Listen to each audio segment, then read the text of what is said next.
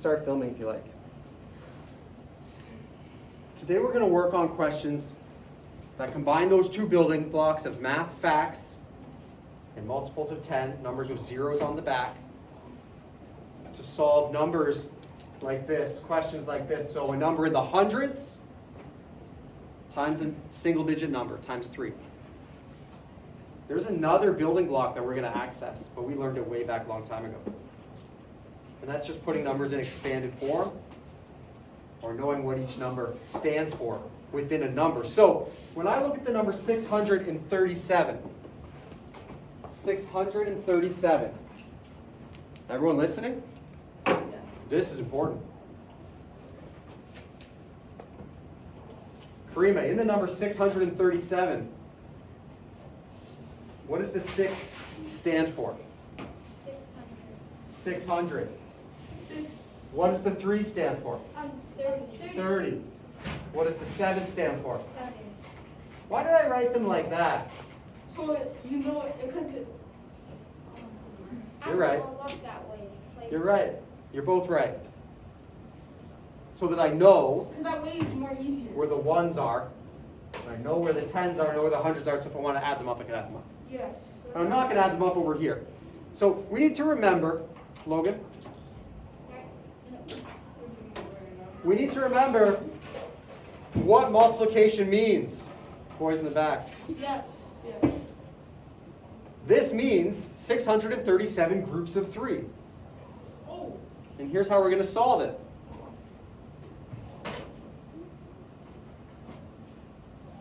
We're going to find 600 groups of 3. We're going to find 30 groups of 3. And then 7 groups of 3 and then put them together. So I'm going to multiply all these friendly numbers by 3. Karima, can you do this math for us? 600 has 2 zeros at the back, so we're going to ignore 1, 2 zeros, and we're going to do the math fact 6 times 3. 18. But I have to do what? Add 2 zeros to get 1,800. The back corner. It's not a long time to ask you to listen.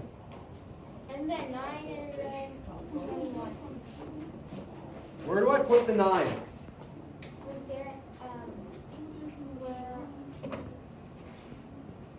line it up. With which number?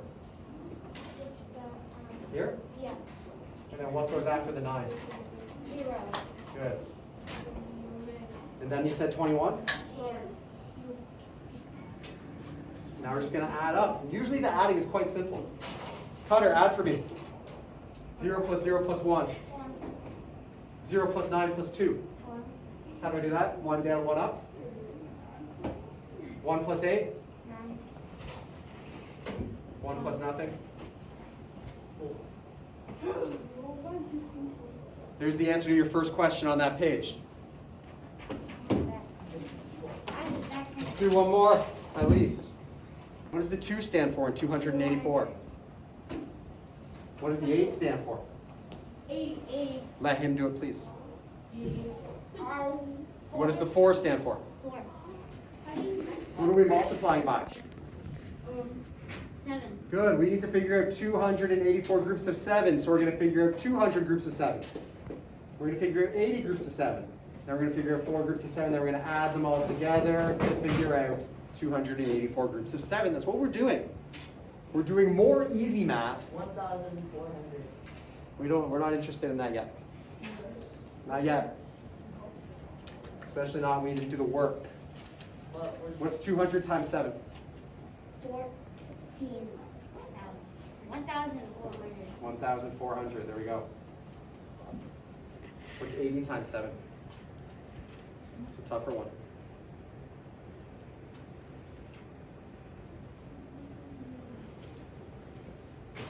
Wait, do you want me to answer? Or no?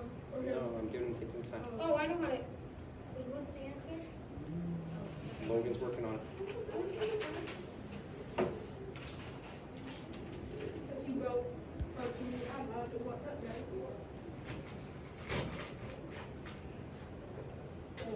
72. It's not. Can I give you a hint on how to do hard questions? You're over here trying to figure out 8 times 7, right? Right? What if you figured out 8 times 5 and 8 times 2 and added them together? What's 8 times 5? That's easier. 40, And what's 8 times 2? 16, And I put them together. 56. Good. So now we're going to come back here and put our 56 in. But we have to remember to do what? Add 0. And what's 4 times 7?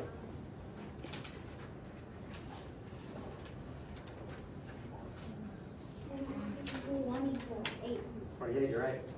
Wait, what are you supposed to? Do this math. 8. 8. 9. Good job.